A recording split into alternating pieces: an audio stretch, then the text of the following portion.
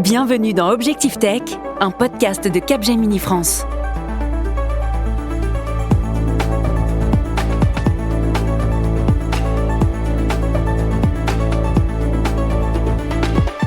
Bonjour et bienvenue en direct du studio 147 pour un nouvel épisode d'Écoutons le futur, une émission du podcast Objectif Tech produite par Capgemini qui permet de mieux comprendre l'impact des technologies et de s'orienter dans un monde qui accélère et se transforme. Et si votre prochain achat n'était plus guidé par un moteur de recherche ou votre influenceur préféré, mais par une IA qui sait tout de vous ou presque. Depuis près de 20 ans, le paysage de la distribution et du commerce s'est métamorphosé. Nos habitudes de consommation évoluent au rythme des innovations, e-commerce, dark store, livraison express.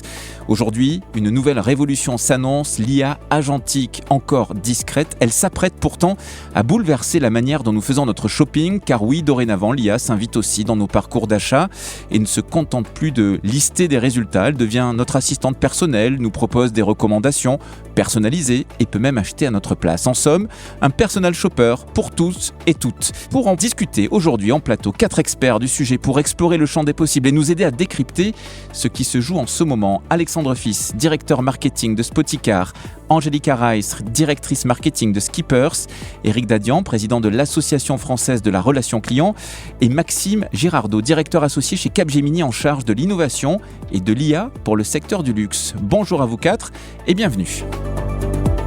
Écoutons le futur, une émission présentée par Valère Coréard. On peut se poser la question, qu'est-ce qui se passe actuellement dans le secteur du e-commerce ?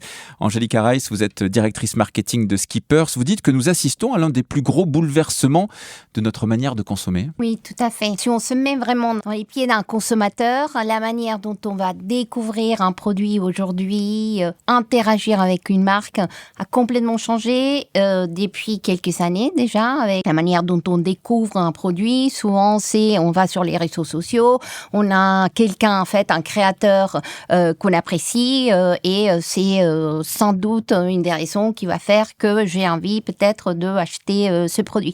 On voit néanmoins qu'il y a une accélération, en fait, dans ces changements, dans ce qu'on appelle Customer Journey, puisqu'on voit un shift majeur dans la manière dont on va découvrir un produit, un service. C'est vrai que l'arrivée des LLM y est pour grand chose, en fait. On se rappelle en tout cas moi, de ce que je faisais il y a 1 an où j'allais naturellement, en fait, vers Google pour faire mes achats. Aujourd'hui, j'y vais, ou pour aller faire une recherche, je vais y aller directement sur ChatGPT. Aujourd'hui, il faut savoir qu'on a conduit une enquête auprès de plus de 35 000 consommateurs qu'on a fini fin septembre. Il y a 1 sur 3, en fait, des consommateurs français qui utilisent les LLM, donc ChatGPT, Perplexity, pour guider leur recherche, en fait, de achat. D'ailleurs, dans la génération 7, il y a 1 sur 2, en fait, qui va utiliser ces LLM pour faire des recherches, pour guider des achats. Mais on découvre également, plus en plus de 60%, en fait, des Gen Z vont utiliser les réseaux sociaux ou d'entertainment comme TikTok pour découvrir des produits. Et aujourd'hui, le gros bouleversement qu'on voit aussi, c'est que là où avant il y avait un funnel, aujourd'hui, on dit c'est un peu the funnel is collapsing, à savoir là où je découvre, je vais acheter. Je scrolle, je découvre, j'achète. Donc l'arrivée des TikTok Shop change également pas mal des choses dans ces comportements d'achat. De changement en changement. Éric Dadian, président de l'Association française de la relation client. Que change l'arrivée de l'IA dans nos processus d'achat alors ? Oh là, tout va changer. Vous l'avez dit à un moment d'ailleurs, on va vers une métamorphose. C'est le thème qu'on a choisi cette année. Donc notre secteur qui représente 300 000 salariés en France, la relation client, l'expérience client, est peut-être le secteur qui est le plus impacté, qui va connaître justement cette métamorphose. Et ça n'a pas commencé d'aujourd'hui. C'est-à-dire qu'en 2017, je ne sais pas si vous vous souvenez du rapport Villani, on commençait un peu à parler de l'IA. Alors, est-ce que c'était une IA simple ? On a vu arriver dans notre secteur des chatbots traditionnels qui suivaient des règles préétablies pour pouvoir répondre aux utilisateurs.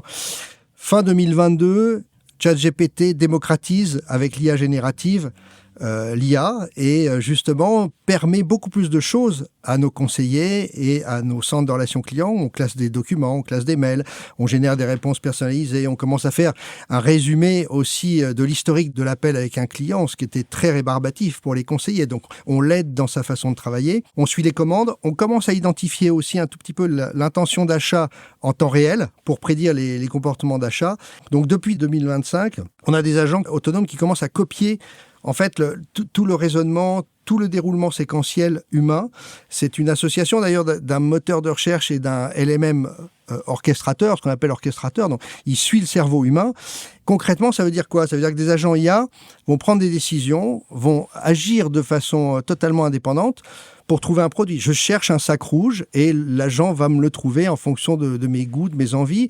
Je veux un voyage, je veux aller 3 jours par exemple à Florence, il va orchestrer en fait tout notre voyage, il va réserver l'hôtel, il va prendre notre carte bleue, il va le payer, etc. Conséquence, ça veut dire que les standards d'interaction, qu'on connaissait tous, vont totalement changer. Les navigateurs vont devenir des assistants, les sites web vont être visités, il n'y aura plus à scroller, il n'y aura plus à cliquer. On va laisser complètement notre commerce à l'agent IA. À la merci.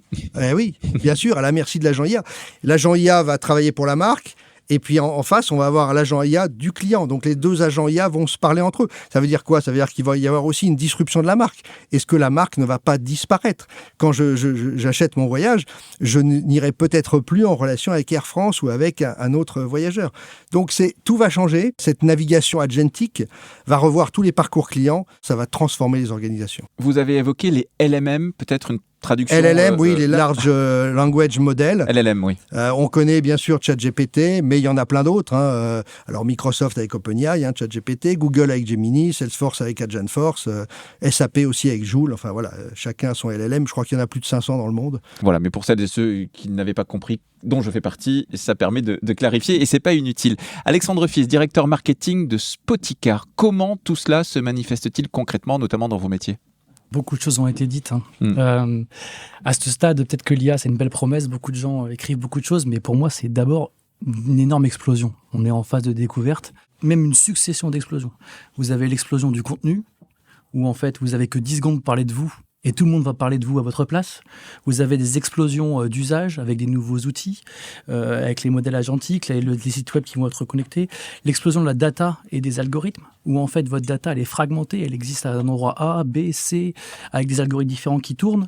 Et en fait, vous avez beaucoup moins de temps pour agir parce que, comme l'a dit Angelica, le purchase funnel est en train d'exploser. La consommation est plus instantanée, elle est plus directe, elle est plus conseillée, elle est plus experte. Donc concrètement, aujourd'hui, je dirais, on se recentre sur ce qu'on sait faire. Parce que c'est peut-être la meilleure façon d'agir quand on est comme ça dans une tempête, je dirais, technologique.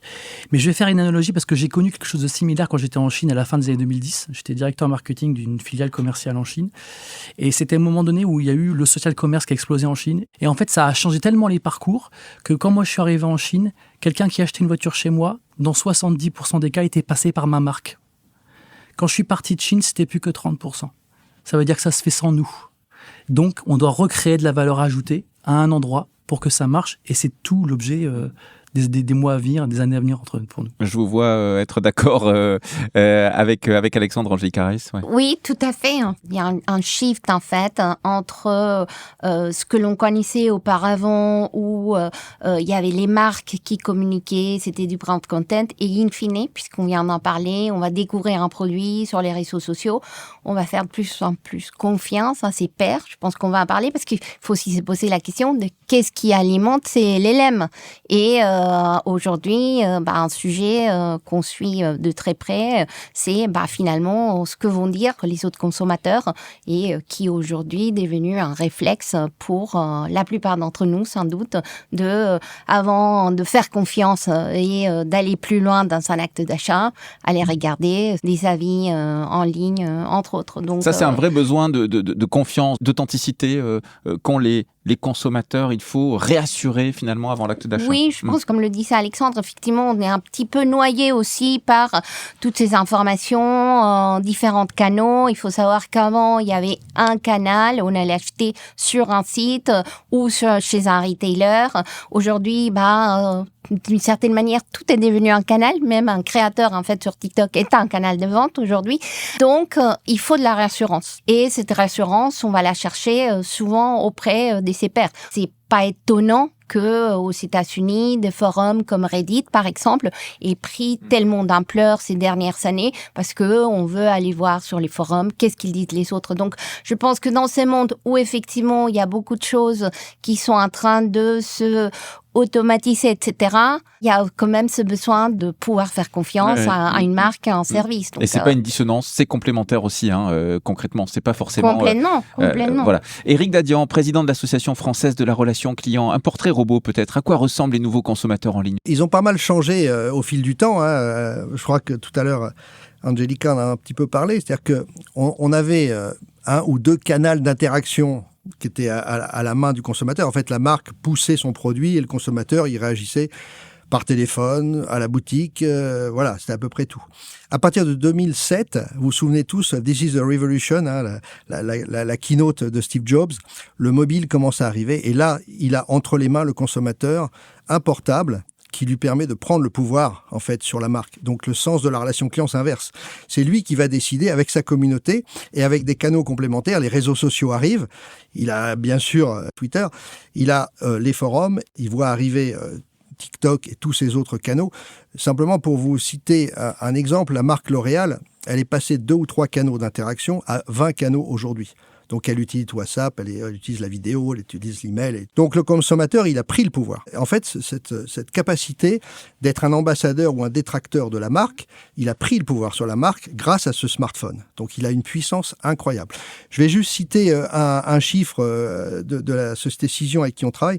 76% des consommateurs, aujourd'hui, ils veulent une expérience personnalisée et omnicanale. Ça veut bien dire qu'il faut une cohérence sur tous les canaux. Quand il va dans une boutique ou par téléphone, il veut être reconnu de la même façon et il veut qu'on connaisse ses goûts et ses envies. Donc, aujourd'hui, il a non seulement pris le pouvoir, il est dans l'immédiateté. Je pense que cette navigation agentique dont je parlais tout à l'heure va aussi complètement changer sa façon d'interagir avec la marque. Et peut-être que lui-même va disrupter la marque demain. C'est pour ça que je disais qu'il y a un vrai risque, c'est que les marques disparaissent. Je cherche une voiture, je cherche une mobilité et je vais avoir peut-être une carte multimodale, voilà, on en reparlera tout à l'heure, qui va me permettre d'utiliser un vélo, une trottinette, une voiture en fonction de mon besoin du moment. Et je ne sais même plus avec quelle marque j'interagis. Alexandre Fils, directeur marketing de Spoticar. Alors pour vous, ce n'est pas forcément un profil type qui détermine l'usage, mais un rapport à l'objet, à l'achat et au temps. Oui, c'est typiquement ce qu'a illustré Eric à l'instant. En fait, la notion de profil restera toujours importante parce qu'il faudra toujours targeter des clients et les recruter. Mais c'est le rapport à un moment donné que j'ai avec la marque, avec ce que je vais acheter avec l'objet, qui va déterminer ma façon d'interagir avec. Et moi, je suis très, très sensible quand je vois passer une étude ou quand on discute de l'objet sur quel est, à cet instant, sur ce média, le rapport que le client va avoir avec son attente ou le produit qu'il va acheter. Si je suis dans le luxe, dans un aspect de découverte, c'est un rapport passionné, il faut que la solution que j'apporte avec mon IA ou avec mon contenu se fasse écho à cette passion, nourrisse son expertise et son envie d'en découvrir plus. Si je suis dans un achat qui est extrêmement dimensionnant comme l'automobile ou la voiture d'occasion, ce que je connais très bien, où les gens mettent beaucoup de leur portefeuille pour s'acheter une voiture d'occasion, vous avez intérêt à démontrer de l'expertise, mais aussi de la transparence sur l'ensemble des informations que vous avez données et donc de ramener des tiers de confiance pour rassurer le client là-dessus. Si vous êtes dans un instant où le rapport au temps prime, à ce moment-là, si vous êtes dans l'immédiateté, dans la fiabilité de l'information et de la transaction qui va se dérouler. Et c'est extrêmement important. C'est un des conseils que je donnerais à l'ensemble des directeurs marketing qui nous écoutent, c'est que dans cette notion d'IA, dans ces parcours qui changent, pensez surtout au rapport que le client a avec vous à ce moment donné sur ce canal-là, plutôt qu'au targeting et au profil du client. Selon une étude Capgemini Research Institute de 2025, 7 personnes issues de la génération Z sur 10 ont découvert des produits grâce aux influenceurs IA en 2024. C'est presque 2 fois plus qu'en 2023. Et on observe la même tendance sur les réseaux sociaux. Que préfigure cette montée du commerce d'influence via l'IA et sur les réseaux sociaux ? Angelica Reiss, directrice marketing de Keepers, c'est une opportunité pour que les marques évoluent notamment ? Oui. Par contre, je pense qu'il faut faire le distinguo entre l'IA comme un outil, l'IA comme un remplacement de la voix humaine. Chez Skippers, on a cette position très forte de dire on est 100% pour l'IA, on l'utilise en fait dans nos process. Par contre, la voix en fait du consommateur, elle doit rester réelle et authentique. Et quand je vois des centaines de créateurs IA à qui finalement la marque va faire dire ce qu'elle veut, là ça pose problème. Ça pose problème dans un monde où effectivement on a besoin de cette rassurance apportée par ses pairs. Donc oui, pour que l'IA vienne justement nous aider à faciliter en fait peut-être une recherche, pour que ça puisse aider une marque à se mettre en relation avec des créateurs qui correspondent au code de la marque pour peut-être devenir ambassadeur de la marque, mais là à remplacer cette voix humaine, non. Je pense que là, il y a un problème.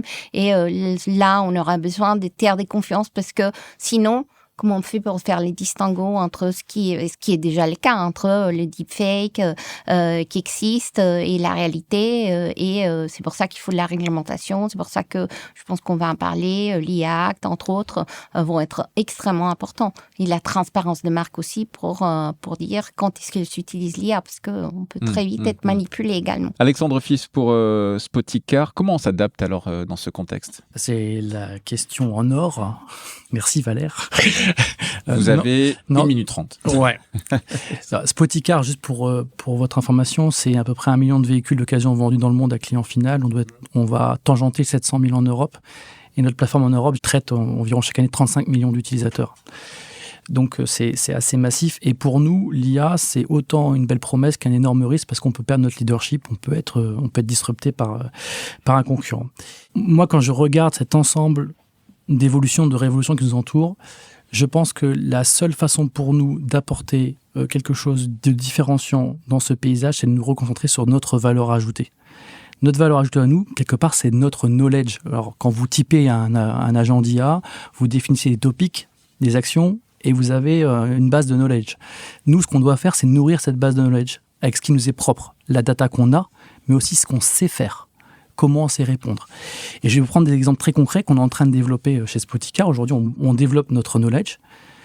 Et par exemple, on est en train de tester actuellement un prompt qu'on va mettre en ligne, je pense, au début de l'année prochaine, où quelque part, vous arriverez sur Spoticar, il y aura la barre de recherche, vous rentrerez avec votre langage naturel à vous, ce que vous voulez comme voiture, et ça va transformer ça en critères pour sélectionner la voiture près de chez vous qui correspond à votre besoin. Ça, c'est assez concret. Et vous devez développer une série de prompts de knowledge comme ça, qu'après, vous allez les mettre à des endroits clés du parcours client. Vous créez de la valeur pour le client. Et ça, c'est ce que j'appelle la pertinence. C'est d'arriver avec la bonne réponse au bon endroit. C'est pas le chatbot universel que vous allez coller sur votre site. C'est à un endroit, vous mettez une fonction clé, une interaction qui permet de créer de la valeur. Et je vais vous prendre un autre exemple. On est en train de développer donc un agent sur la base de ce prompt de knowledge qu'on va aller mettre sur WhatsApp, où on fera de la pub sur Instagram, ça ouvrira votre WhatsApp, vous discuterez directement avec la marque et tout le stock de nos véhicules d'occasion sera disponible sur WhatsApp. Donc directement dans WhatsApp, vous verrez les voitures qui vous sont concernées. Pourquoi ? Pour aller justement shortcuter, entre guillemets en anglais, les Google et les LLM, de manière à directement s'adresser aux clients. Et c'est à force de créer des choses comme ça qu'on va créer une expérience qui va être intéressante. Et ça veut dire que l'expérience web au global va complètement bouger. Et avant, on avait un site internet avec tout. Demain, on aura une base de knowledge qui va aller tantôt sur votre réseau social, tantôt sur votre site web, etc. Et c'est cette transformation qui m'occupe dans les années qui viennent et qui me passionne. Éric Dadian, président de l'Association française de la relation client, est-ce que les IA génératives, agentiques détruisent, créent, changent les compétences utiles dans les métiers, dans les organisations de la relation client ? Oh là là, vaste question. Décidément. En fait, notre combat depuis 30 ans, c'est de faire reconnaître la valeur de l'expérience client. On se souvient des 4 P du marketing, le prix, le produit, le placement et la publicité. Et en fait, on s'aperçoit que l'expérience devient peut-être plus importante que ces 4 P. On l'a vécu quand on partait visiter des marques comme Adidas. On ne va pas acheter une chaussure chez Adidas, on va vivre une expérience de course à pied, on va nous apprendre à courir, et puis évidemment au final, vous allez acheter une chaussure parce que c'est quand même ce qui vous intéresse. Mais on passe d'abord par l'expérience. Même chose chez Casper, je ne sais pas si vous connaissez cette marque. Pendant une demi-heure, vous allez faire une sieste, on va vous apprendre à dormir, à bien vous positionner, puis accessoirement, vous pouvez acheter un lit et un matelas, ils vendent des lits et des matelas. Donc en fait, l'IA générative va nous permettre de reconnaître la valeur de l'expérience client. Ça fait 30 ans qu'on essaye de dire que les téléconseillers, les conseillers sont des experts qui sont mal payés, qui sont mal reconnus. On nous a toujours considérés dans les entreprises comme la dernière roue du carrosse. Peut-être que c'est l'IA qui va nous apporter ce levier, monter en compétence l'humain. Et vous avez tous beaucoup parlé de réassurance. La réassurance, elle va venir de l'humain. Donc on laissera peut-être demain à l'IA toutes les questions relativement simples qui nous embêtent.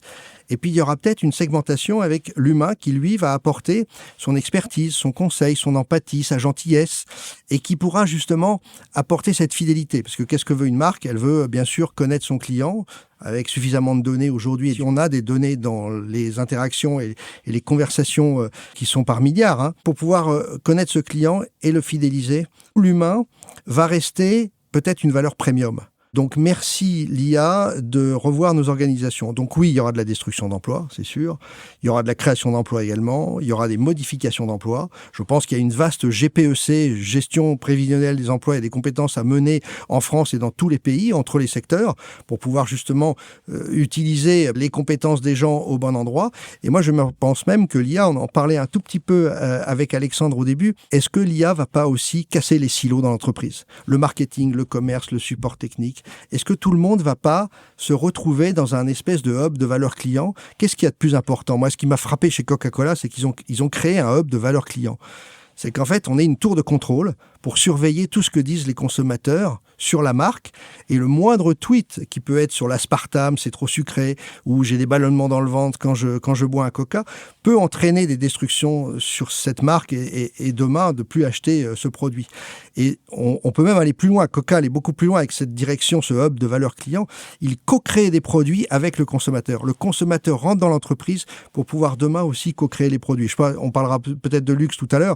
Les marques de luxe font la même chose. Elles sont en permanence à l'écoute de leurs clients pour pouvoir faire rentrer le client dans l'entreprise. Donc oui, il va y avoir des bouleversements, mais tant mieux. On va enfin reconnaître la valeur de l'expérience client.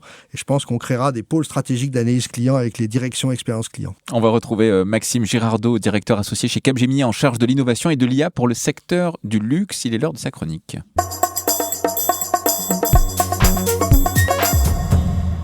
Bonjour Maxime Girardot. Bonjour. Alors on parle beaucoup du screenless, c'est-à-dire moins d'écran. Tout à fait. On parlait beaucoup de l'approche, des attentes, du rapport en fait qu'on avait aux marques. Je pense que la transformation, c'est pas forcément le web agentique, c'est le web sémantique. C'est un web par les mots et c'est en fait une modalité d'accès à travers la conversation. Et en fait, ce qu'on voit, c'est que plus on va utiliser des LLM, plus en fait on leur parle, plus on leur parle en langage naturel, plus finalement l'information vient à nous et on n'a plus besoin d'aller la chercher. C'est-à-dire qu'en fait, on s'est habitué à apprendre des codes, l'utilisation d'un ordinateur, d'un smartphone, ouvrir un browser, savoir comment chercher dans Google, scroller les résultats, aller sur un site web, comprendre comment ça fonctionne. Tout ça supposait qu'on comprenne finalement la manière dont fonctionnait tout ça. Avec un LLM, on n'a pas besoin de comprendre quoi que ce soit. En fait, on lui parle en langage naturel et l'information nous vient toute seule. Et donc, il y a une inversion totale en fait de la manière dont on interagit et de nos attentes. Et je pense que cet usage-là, il est fondamental à comprendre dans la manière dont tout se transforme. Gartner notamment anticipe que d'ici 2028, 50% du trafic organique des sites aura disparu. Ça veut dire qu'en fait, on va dire une moitié globalement du digital va devenir conversationnel. L'IA est une interface homme-machine. C'est un nouvel OS. Ça va remplacer Windows, ça va remplacer iOS, ça va remplacer notre accès en fait au digital. Et donc la question, notamment sur l'omnicanalité, l'accession aux marques, notre rapport aux marques, le web était des vitrines, des pages, des clics, une sorte d'immense catalogue sur lequel on allait feuilleter comme ça plein de produits. Ça va devenir une base de données. C'est une base de données pour les LLM. Et je vais poser ma question à ChatGPT ou à Gemini, à mon assistant, qui lui-même va aller composer la réponse par rapport aux informations dont il aura identifié quelles sont les bonnes sources. Demain, Spoticar sera identifié comme une source d'autorité et de confiance sur le sujet de la voiture d'occasion et tout ce qui va y être afférent. Si je pose une question à ChatGPT sur le fait que j'ai envie d'avoir une voiture et que je réfléchis à ma prochaine voiture et qu'elle doit avoir 4 places parce que j'ai un enfant, que je veux pouvoir partir en voyage, etc., il va aller questionner Spoticar en disant, voilà, j'ai Max qui se pose la question, quelle information tu peux lui fournir ? Ou pas, et c'est là la menace. C'est-à-dire, il faut être dans le game quelque part, absolument. C'est ça le web agentique, et c'est le web sémantique. C'est-à-dire qu'en fait, le site web est une source d'information que l'agent va aller chercher pour moi. Mais Maxime, est-ce que ça veut dire qu'on va vers du 100% conversationnel selon vous ? Non, on va vers une beaucoup plus large multimodalité.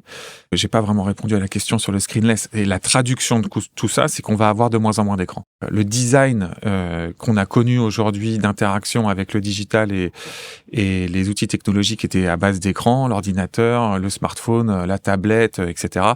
On va avoir de moins en moins d'écrans parce qu'on va parler de plus en plus pour interagir. Et aller droit au but finalement, on va gagner du temps, un peu comme dit Eric Dadian tout à l'heure. Mais c'est surtout plus naturel. Okay. C'est naturel en fait de parler, c'est-à-dire que vous mettez une IA entre les mains d'un enfant de 3 ans qui parle ou d'une personne âgée de 90 ans, vous n'avez pas besoin de lui expliquer, alors mamie, il faut que tu cliques ici, et puis là, il faut que tu fasses comme ça.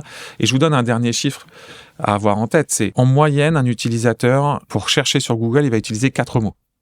Donc, il est formaté pour dire il faut que j'utilise des mots-clés, etc. Sur un LLM, quand il va chercher quelque chose, en moyenne, il va utiliser 25 mots. Parce que c'est du langage naturel. Et parce que, en fait, quand je cherche en langage naturel, j'y mets du contexte. J'y mets la personne que je suis. J'y rajoute plus d'informations. Et c'est pour ça que, comme l'outil est un outil statistique, il va intégrer tout ce contexte pour me fournir toujours une information qui me convient à moi. Comment est-ce qu'on reconstitue la customer experience à travers la voix, justement ? On passe d'un monde d'orchestration. Si je prenais une image, je dirais des Lego. C'est-à-dire que, je reprends l'exemple de Spoticar. Spoticar, c'était un grand Lego qu'on avait construit pour que, quand j'arrive sur Spoticar, tout est déjà assemblé selon les besoins et selon une customer experience digitale qui semblait être efficace pour que je puisse trouver mon bonheur. Le Spoticar de demain, ce sera sûrement une grande boîte avec plein de briques de Lego, avec une série d'agents au-dessus. Mon agent va venir poser une question à l'agent de Spoticar, et selon cette question, il va composer le Lego selon les informations dont il aura besoin, et donc il va recomposer une expérience pour moi, puis la redécomposer, et recomposer une autre pour d'autres.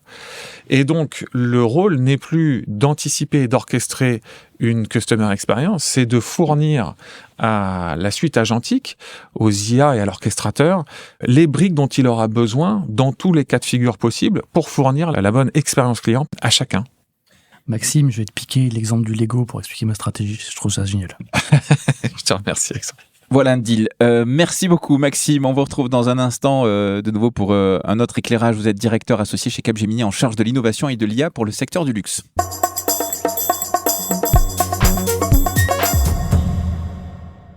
Alexandre Fils, directeur marketing de Spoticar. Vous considérez que le commerce digital doit opérer une mutation fondamentale, mais laquelle ? Pour être tout à fait simple, c'est que la brand equity change. Jusqu'ici, on était sur un truc classique, image, notoriété égale des clients. Demain, en fait, l'image, notoriété, oui, ça compte. Mais ce qui va compter, c'est ce que j'appelle la pertinence au sens large. Et la pertinence, c'est quoi ? C'est d'abord votre réputation, ce que vous êtes capable de faire, ce que les gens disent de vous. C'est votre expérience client, c'est ce que vous êtes capable de fournir comme expérience à des endroits donnés. Cette fameuse boîte de Lego qui est déconstituée, qui est tantôt, on va chercher à un moment donné sur WhatsApp quelque chose de différent que sur mon site internet. Et puis enfin, votre data. En fait, ce qu'on va mesurer, c'est des signaux. Ah, ça bouge ici, ça bouge là, il faut que je réagisse. Donc, on doit être beaucoup plus rapide. Et la brand equity, elle change dans ce sens-là. Angélique Arraes, directrice marketing de Skippers.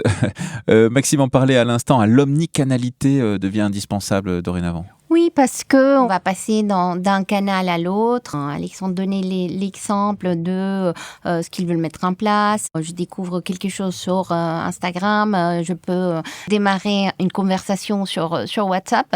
Il y a aussi cette nécessité aussi de ce contact humain et on voit que souvent justement ces UGC, ce que les autres vont dire sur ma marque va générer du drive to store. Et Eric en parlait de finalement le rôle de l'humain.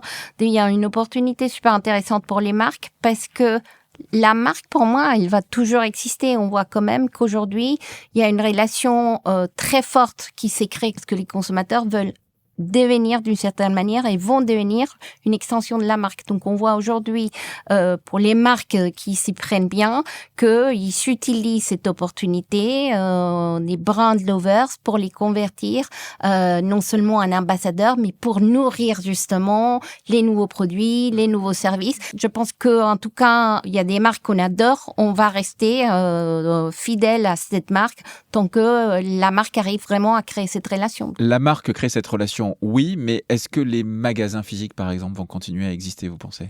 Je pense qu'aujourd'hui, tout à fait, Oui. parce qu'on voit également que Vous avez tous l'air d'accord. il y a un gros sujet aussi, c'est cette expérience qu'on va vivre dans les magasins physiques. Donc je pense que avec l'IA, justement, il va pouvoir y avoir des choses très intéressantes qu'on va pouvoir vivre en termes d'expérience dans les magasins physiques. Maxime Girardot, directeur associé chez Capgemini. Ouais, c'est un mouvement qu'on voit émerger, et notamment sur la génération Z, c'est que c'est une génération qui non seulement est très digitalisée, mais qui adore les expériences en magasin.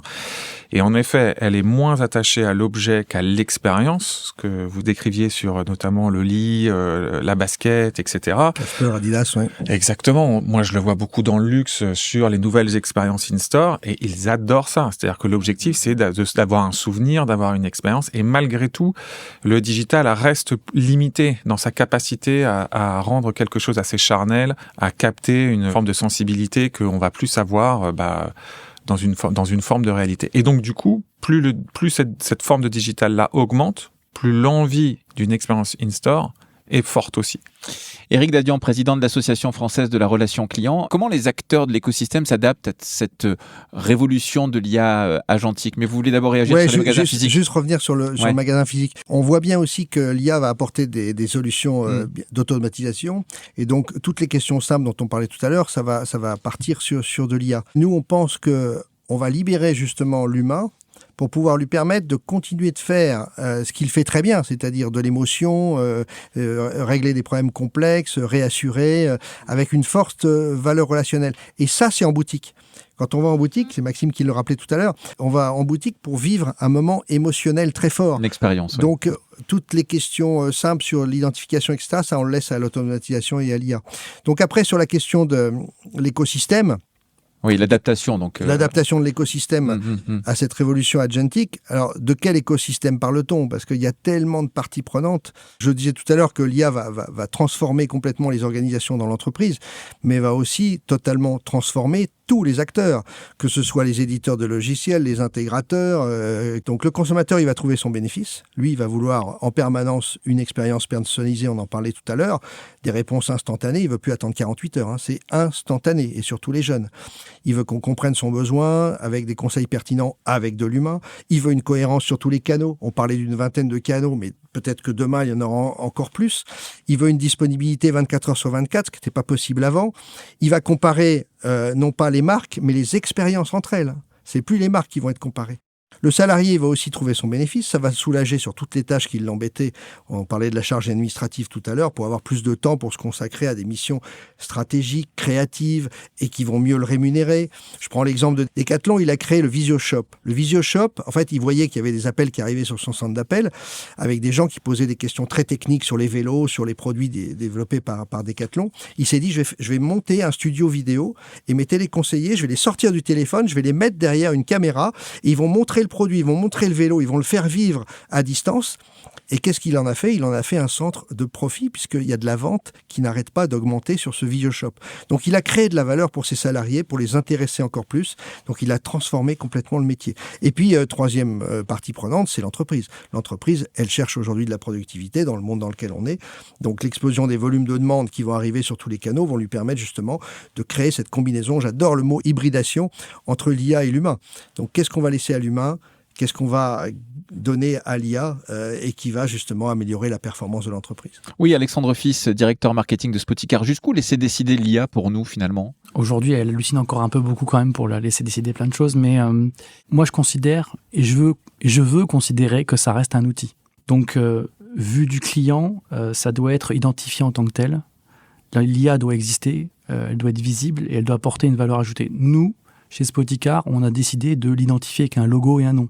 On a décidé qu'elle a un rôle qui est clair et qui est défini. On lui interdit d'halluciner. Elle doit dire « je sais pas ». Elle a aussi un style et une manière de parler quand on la mettra en ligne. Ça, c'est volontaire, pour que le client l'identifie. Parce que cacher l'IA, c'est aussi mentir au client, c'est l'influencer. Donc, nous, on ne veut pas rentrer dans ce débat-là, on veut rester crédible et transparent. Vu l'entreprise, laisser une IA décider de plein de choses, c'est une erreur parce que le monitoring de votre IA, c'est la manière dont vous créez de la valeur dans votre entreprise, vous donnez du sens à la data que vous avez ou à votre expérience client. Donc savoir quand elle se trompe, savoir quand elle hallucine, lui définir des règles claires, c'est extrêmement important au quotidien. Maxime ? Je pense que l'IA, c'est deux choses, et c'est pour compléter ton propos. C'est l'accès à une sorte de savoir universel. Moi, je suis né en 80, donc je suis né à l'époque de l'Encyclopédie Universalis. Quand je voulais avoir accès à une information, ça prenait du temps. Il fallait que je sorte le bon livre, que j'aille sur le bon sujet, que je lise. Ça prenait du temps.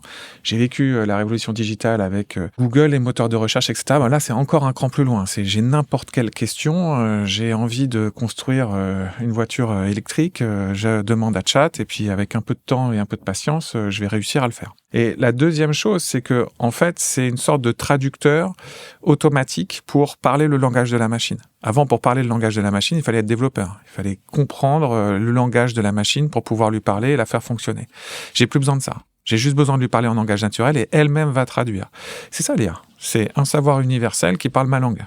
Angélique Arreis, pour Skippers, l'IA peut créer une relation de confiance avec le consommateur, y participer du moins ?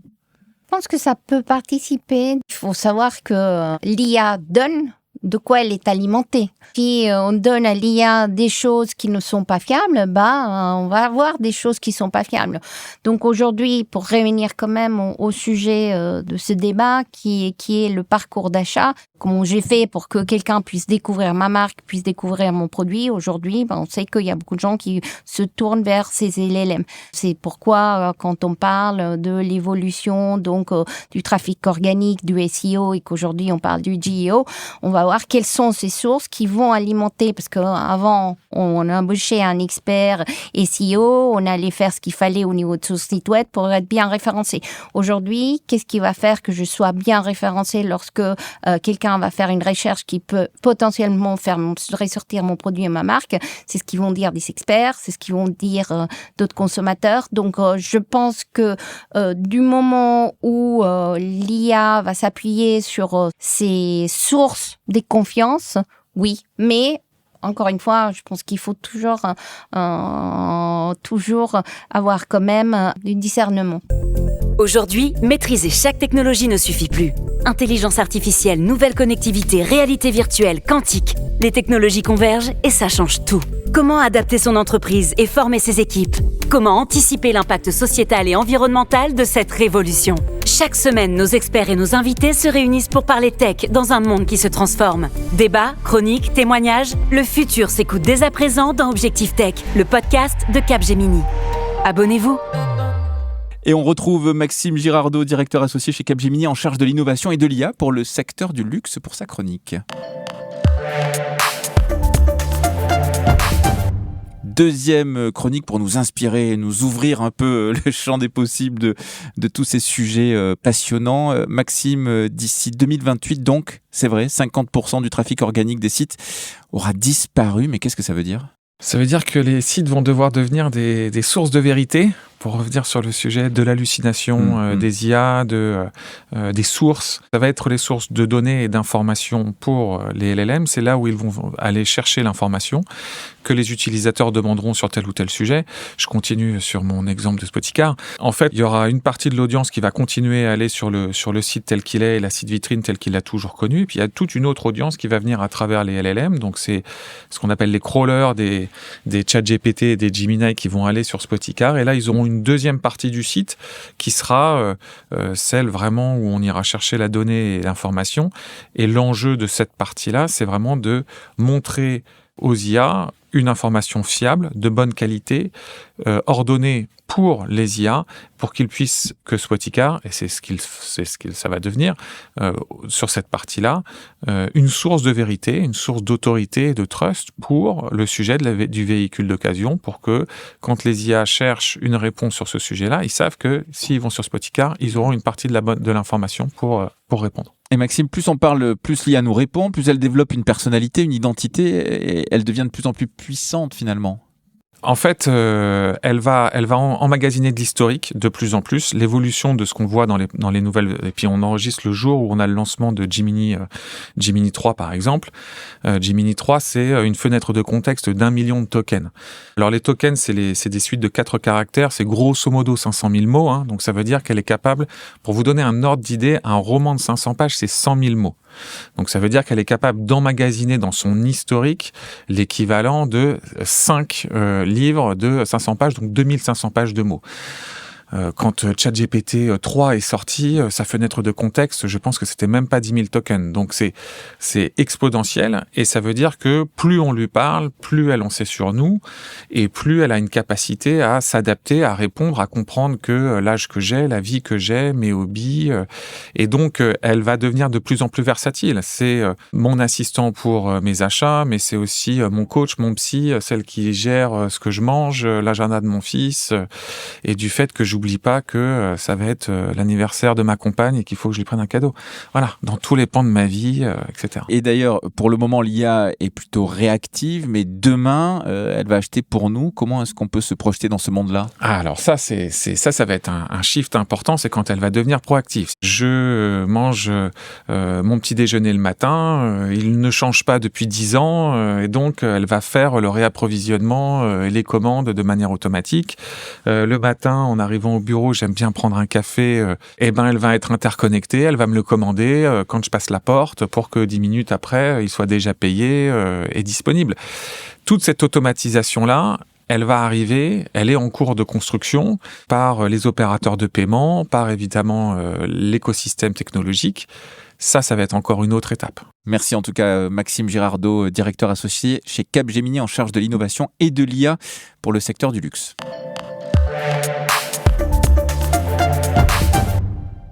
Quand on pose cette question, est-ce que ces IA peuvent vraiment deviner nos goûts, Alexandre Fils, directeur marketing de Spoticar, vous dites que c'est déjà le cas ? C'est malheureusement déjà un peu le cas parce que aujourd'hui, on peut définir ce qu'on appelle des patterns, c'est-à-dire des chemins critiques où on sait ce que vous allez consommer, ce que vous allez aimer. Vous déménagez, on sait que vous avez besoin d'un déménageur. Vous regardez des sites sur la grossesse, on sait que vous allez changer de voiture. Enfin, il y a plein de choses comme ça qui sont assez faciles à faire. Mais ça va plus loin parce qu'on peut y injecter notre propre connaissance. Moi, au début, quand je travaillais sur l'IA, et d'ailleurs ça a servi à faire notre premier prompt, j'avais, en définissant 9 à 15 critères, j'étais capable de savoir quelle marque, modèle de voiture et comment vous allez l'acheter. Donc imaginez que vous industrialisez ça avec des signaux, vous allez être capable de rentrer dans un schéma beaucoup plus prédictif de vos clients. Angélique Arreis, pour Skippers, vous apportez une nuance. Les IA ne devinent rien puisque c'est nous qui leur fournissons les informations qu'elles utilisent. Donc finalement, elles vont apprendre à nous connaître. Oui, c'est le mot deviner en fait. In fine, elles vont savoir et connaître de nous ce qu'on va leur dire, leur donner. Aujourd'hui, on partage de plus en plus des choses, de plus en plus personnelles. Donc oui, c'est clair que ces IA apprennent à nous connaître puisqu'on partage de plus en plus. Éric Dadian, président de l'Association française de la relation client, mais comment collectent-elles les données autres, bien sûr, que celles que nous leur transmettons ? Les entreprises ont à leur portée ont déjà des milliards de conversations, qu'elles soient écrites ou qu'elles soient vocales. Donc, on a déjà toutes les données à notre portée, c'est le cas de le dire, quoi. C'est des données structurées ou non structurées. Donc, grâce à l'analyse instantanée des conversations, historique d'achat, navigation, préférences, le ton de l'écriture, le ton vocal, l'IA, elle peut déjà proposer des recommandations ultra ciblées. Elle a déjà tout, quoi. Anticiper les besoins, adapter en temps réel. On connaît très bien Amazon. Amazon, il anticipe les besoins, il vous propose régulièrement des produits qui correspondent à vos goûts, à votre dernière demande. Et elle peut aussi adapter en temps réel le discours en fonction de l'émotion du client. Elle comprend l'émotion du client. Donc l'IA, elle peut déjà aller très loin. Ce que je voudrais juste ajouter, c'est qu'il faut qu'on vérifie que tout ce que l'Agentic AI va proposer, on puisse le vérifier soi-même. Et même chose en entreprise. Et on voit des créations de nouveaux métiers qui arrivent. On parle de data steward. Le data steward, c'est celui qui vérifie en permanence les erreurs de l'IA. Donc il faut que l'humain, et moi j'insiste beaucoup là-dessus, même s'il y a beaucoup beaucoup de réglementations. Il faut que l'humain corrige les erreurs des IA. Oui, Angélica, ça c'est important. C'est ce que vous pensez aussi. Il faut poser des limites, il faut un cadre. Oui, il faut un cadre. Quand j'entends dire aujourd'hui les créateurs, ça va être des créateurs IA, ça me révolte puisque je dis, quand je vois la confiance que font les consommateurs à ces créateurs-là. Donc oui, il faut un cadre, il faut de la transparence, un cadre comme il y a eu sur les avis en ligne, qu'on sait guide beaucoup d'achats avec des organismes comme l'AFNOR. Il y a la loi Omnibus aussi en Europe, et puis maintenant l'IA Act, le DSA. Donc oui, il faut un cadre légal, c'est fondamental. Il faut aussi de la transparence quand les marques utilisent l'IA, que ce soit affiché. Alexandre Fils, directeur marketing de Spoticar, vous soulevez un paradoxe intéressant. Est-ce que la réglementation impose au contenu généré par l'IA une vérité absolue, ou est-ce qu'elle oblige à ne pas induire des biais dans le calcul ? De manière simple, je pense que de plus en plus, on va aller vers une réglementation ou vers une pratique où au moins je dois m'assurer qu'on ne mente pas, où on ne met pas de trop gros biais. Moi, je prends des exemples tout bêtes. Lorsque je regarde ma marque sur les LLM, il y a un LLM américain qui est persuadé que Spoticar loue des voitures aux clients l'été. C'est pas le cas, je suis désolé. Un jour peut-être. Il y a un autre LLM très connu, qui est très utilisé, qui est même le leader, qui prend des promesses clients en Angleterre pour les expliquer aux Français. Pas de bol. Chez Spoticar, on a des contextes, on fait des promesses clients différentes en fonction des pays. Donc déjà, si on avait un pouvoir de contradiction en disant à ces messieurs, s'il vous plaît, référencez bien votre information, ce serait très très bien. Et je dirais même, c'est même salvateur pour eux, parce que les clients sont tous, sauf des imbéciles, et un jour les clients vont noter les expériences des IA. Et un jour les clients vont s'apercevoir quand les IA racontent des bêtises ou pas, et naturellement c'est même une condition même de leur survie. Éric Dadian, pour l'Association française de la relation client, est-ce que maintenant qu'on a dit tout ça et qu'on y voit un peu plus clair, on peut légitimement se poser cette question, ne risque-t-on pas de tomber dans une dépendance technique, algorithmique ? Tout dépend des pays. Je pense que la France et l'Europe est suffisamment dotée de réglementation. On parle de l'opt-in sur le téléphone, on parle du RIA, du RGPD. Je pense qu'on a aussi suffisamment de chartes et de labels ou de certifications. On en a créé beaucoup, nous, au niveau de la relation client, pour donner la confiance, justement, aux clients. On vient de créer une marque de garantie qui s'appelle Relation Client 100% France, pour montrer que la proximité, c'est importante. Donc, ces garde-fous, ils existent. C'est notre métier aussi, nous, en tant que fédération de la relation client, de montrer, justement, au grand public et à tout le monde qu'il existe des preuves de confiance. C'est la fin déjà de cette discussion passionnante. Merci à vous, Alexandre Fils, directeur marketing de Spoticar, Angélica Rice, directrice marketing de Skipper, Éric Dadian, président de l'Association française de la relation client.